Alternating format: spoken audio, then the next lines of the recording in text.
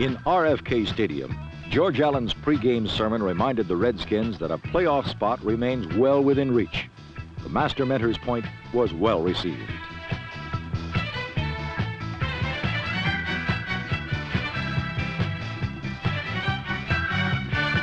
Three of Billy Kilmer's 10 completions produced touchdowns, 2 of which went to second-year running back Mike Thomas, number 22. The Redskins spent a lot of money to add such big-name stars as John Riggins and Calvin Hill to their backfield depth chart. But little Mike Thomas remains the driving force behind the Redskins' quest for a playoff spot.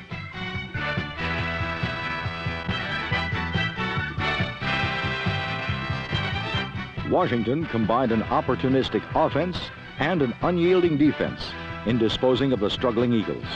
And the Redskins' Sunday afternoon triumph seemed sweeter yet in view of the previous Thursday's events in Irving, Texas, where a Turkey Day crowd of 62,000 plus watched the Cowboys feast on another brand of bird.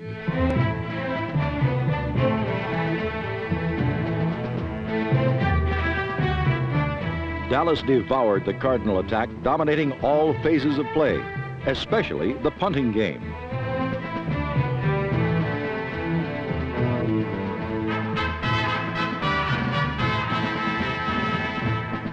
The Cowboys splintered the Cardinals' protective wall, blocked this punt, and notched 2 points. Special team superstar Thomas Henderson, number 56, breathes fire into Dallas's specialty units.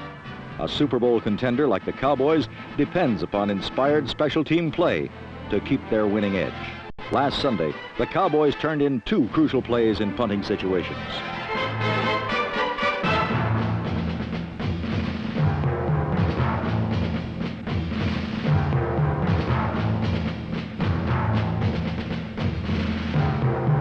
Danny White's 4th down pass to Benny Barnes came with but a minute to play in the first half.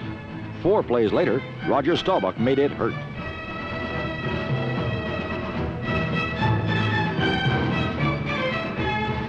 Dallas's 2 4th down successes proved to be the pivotal plays in the contest.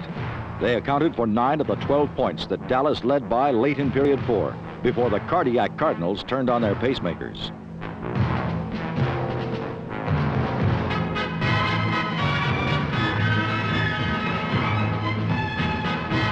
But for the second week in succession, St. Louis's last-minute heroics did not a victory bring. The game ended with St. Louis on the Cowboy 8-yard line. 8 yards that may cost the Cardinals a playoff berth. There were no playoff berths at stake in Detroit.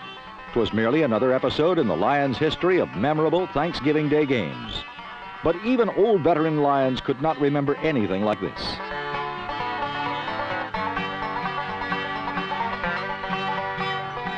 But the league's leading passer regained his footing, and Greg Landry proceeded to dismantle the Buffalo secondary with 2 touchdown passes, both of which went to rookie tight end David Hill.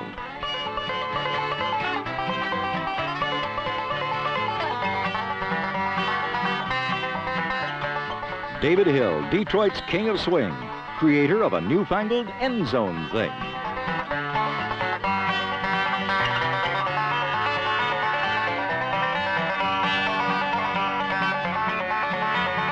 Detroit scored 27 points, then turned matters over to their league-leading defenders, who planned to dine on an assortment of beef, fowl, and superstar running backs. But the Lions found the beverage a little tough to digest.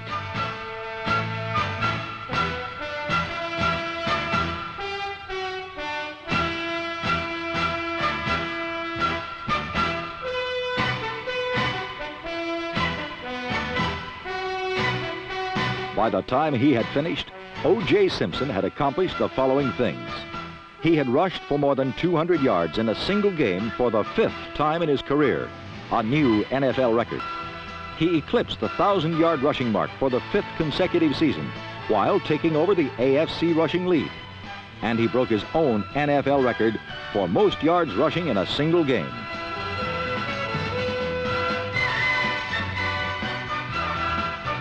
Simpson finished with 273 yards.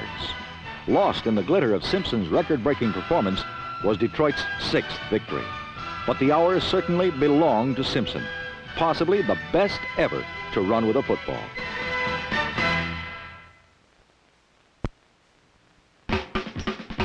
For 12 weeks, the impotent Giant offense, instead of improving and inching forward, has steadily marched backward in forced retreat. Naturally, irate fans directed their bile toward the most obvious target, quarterback Craig Morton, who spit a season's worth of venom right back at them. Although strong-armed, Morton is the perfect scapegoat because, unlike the new breed of quarterback, he is relatively immobile and hopelessly slow-footed. Against the Seattle Seahawks, Morton stood rooted in the pocket, like a tree waiting to be felled, while the razzle-dazzle scrambles of Seahawk quarterback Jim Zorn, number 10, reminded many of vintage Roger Staubach.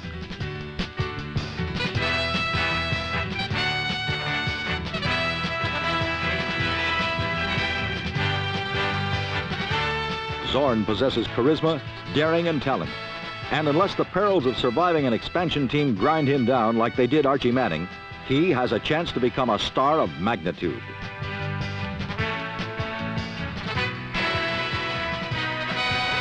Just when so many questions surrounded the Giants' sagging ground attack, they might have found an answer from a previously untapped source. Number 25, rookie Gordon Bell, scored twice against the Seahawks, and Tony Dorsett, notwithstanding, might prove to be the wide threat the Giants so desperately need.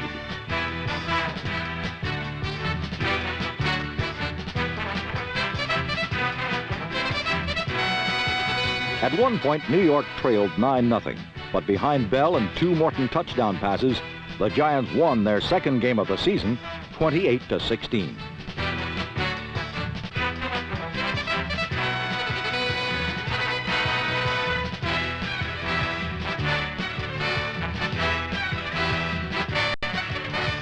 While the Giants and Seahawks battled for nothing more compelling than pecking order in the draft, the Cleveland Browns were still in the thick of a fight for a wild card berth. The Browns combated the biting cold, the absence of Greg Pruitt, and the always well-prepared Dolphin defense, with the passing of Brian Sipe, the bellwether of their championship drive.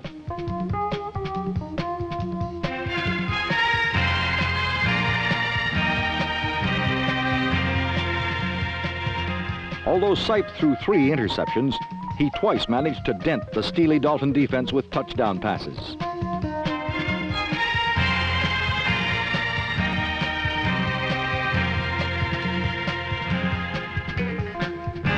One went to number 33, Reggie Rucker, the Browns' leading receiver, and the other to Paul Warfield, that magnificent relic whose greatness spans the glory years of both the Browns and the Dolphins.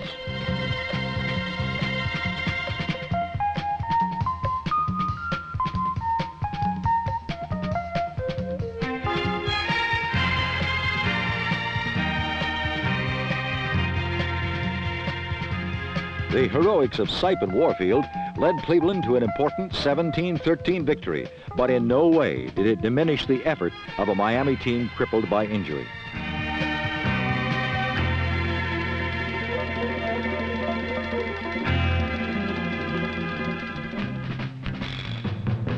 Each week, Miami straggles in like so many weary survivors from a Hollywood disaster movie, losing a man here, injuring a knee there, but always putting out the maximum effort. Led by number 32, Benny Malone, the most reckless of this crew of headless horsemen, the Dolphins almost cashed in Cleveland's dwindling playoff hopes.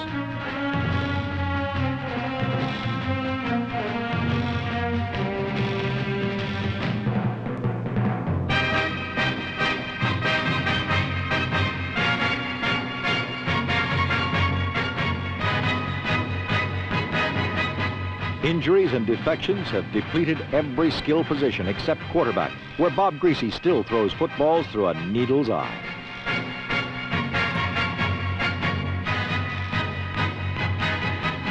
The Dolphins scored 3 touchdowns, but unfortunately only 2 counted when Freddie Solomon's 76-yard punt return was denied by a penalty.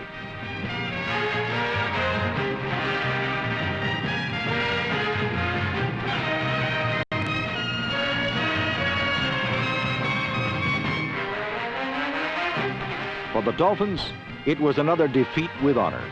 For Cleveland, it was a narrow escape from being left out in the playoff cold. Browns 17, Dolphins 13.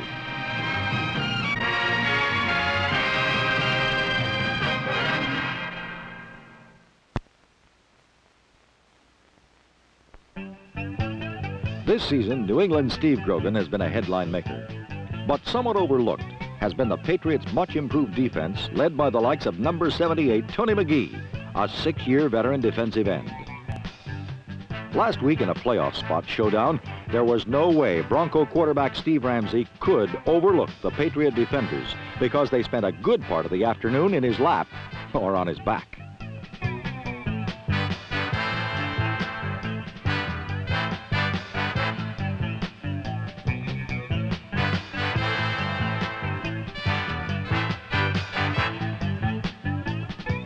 When the front line wasn't harassing Ramsey, the deep backs were. Talented rookie cornerback Mike Haynes, number 40, made this Willie Mays-like interception, which helped limit the Broncos to 14 points for the afternoon.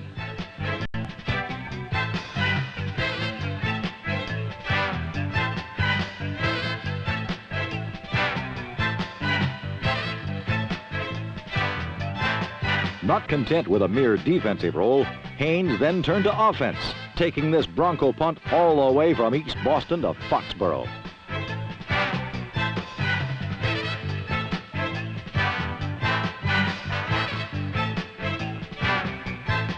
The 62-yard scoring play left the Buckin' Broncos broken and saddle sore. Then with Grogan at the reins and 177-yard rusher Don Calhoun and number 38 rookie Ike Forte applying the spurs, the New England offense galloped to victory number 9, 38-14. Barring some unusual misfortune, it looks like the New England Patriots will be bringing a new team into the NFL playoff picture for 1976. Meanwhile, in Green Bay, where the playoff picture has been out of focus for a long time, the Packers were moving the ball through the air over the Bears' secondary.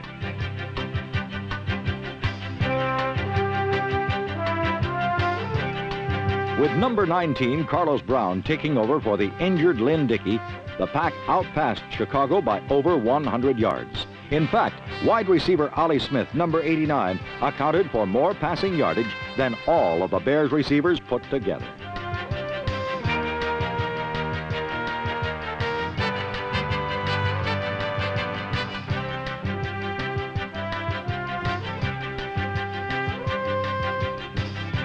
But all of this air action netted Green Bay only one score on this Brown to Ken Payne strike, and happy hula.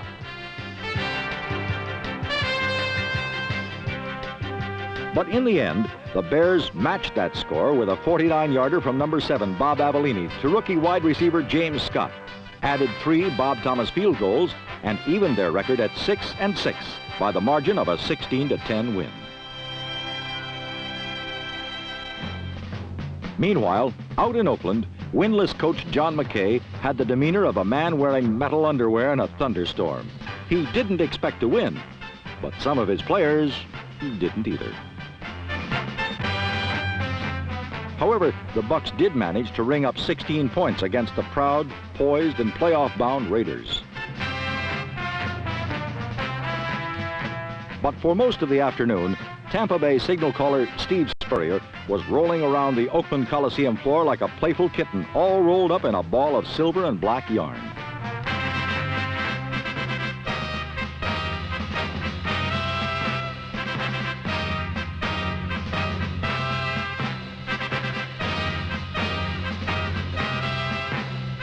Those parts of the day that weren't spent playfully were spent instead somewhat painfully for the Bucks.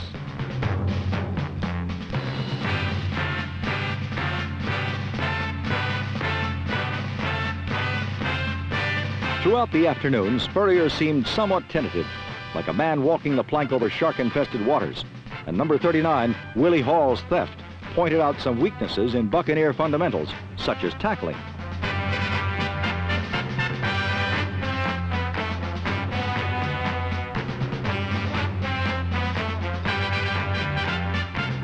And so, last Sunday, the Buccaneers did little swashbuckling, while those patch-eyed pirates from Oakland carved a mighty swath on the sword arm of Ken Stabler and his receivers, like number 25, Fred Biletnikoff.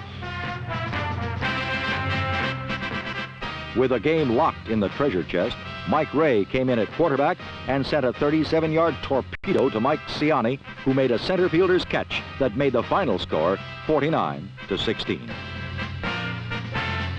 And once again last week, the Raiders proved that no matter who's throwing them or who's catching them, there's fun, profit, excitement, and playoffs for any team who lives by the pass as well as they do.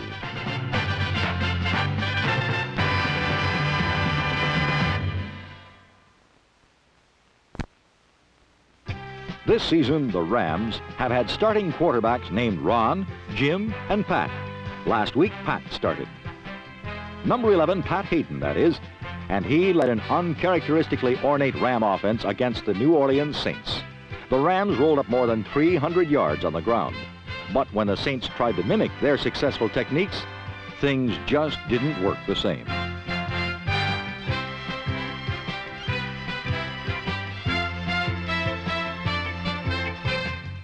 The previous week, New Orleans had scored a club record 51 points. But last Sunday, they could manage just one big play, a 51-yard dash by Chuck Muncie, number 42.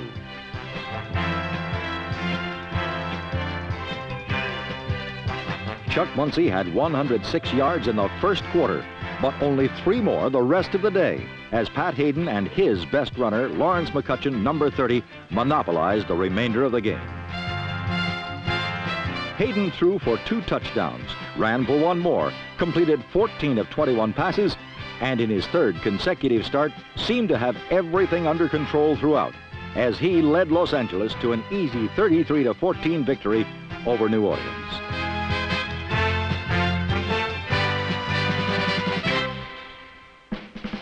In Houston, the Atlanta Falcons also tested a new passer, halfback Bubba Bean.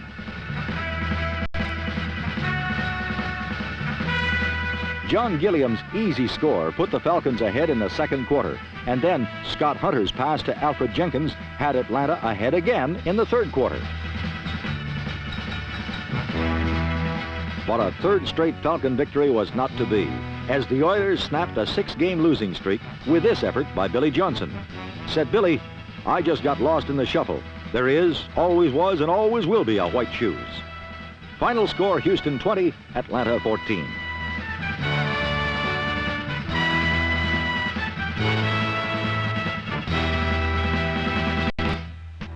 In New York, the Jets knew they had to put up some points to upset the NFL's highest scoring team, the Baltimore Colts.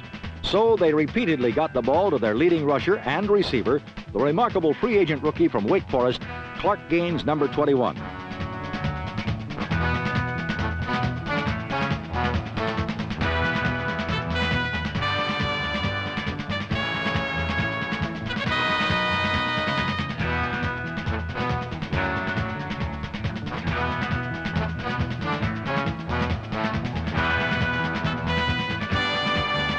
As he has done repeatedly, Gaines accounted for more than 100 yards for the Jets, but he couldn't match his more experienced Baltimore counterpart, Lydell Mitchell, number 26.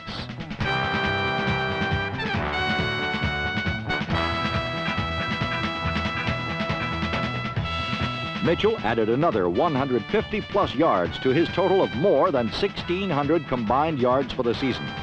And Mitchell is one of those rare performers who prefers to let someone else take care of the celebrations.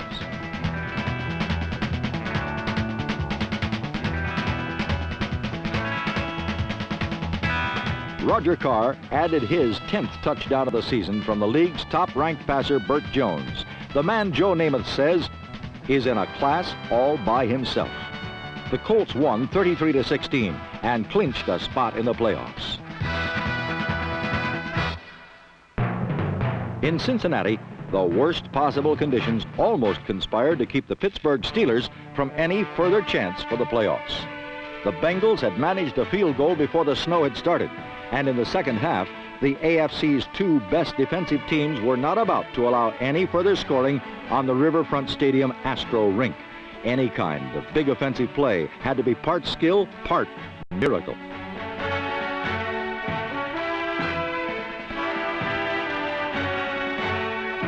Miraculous Isaac Curtis put Cincinnati in good position, but the NFL's stingiest defense was equal to the challenge.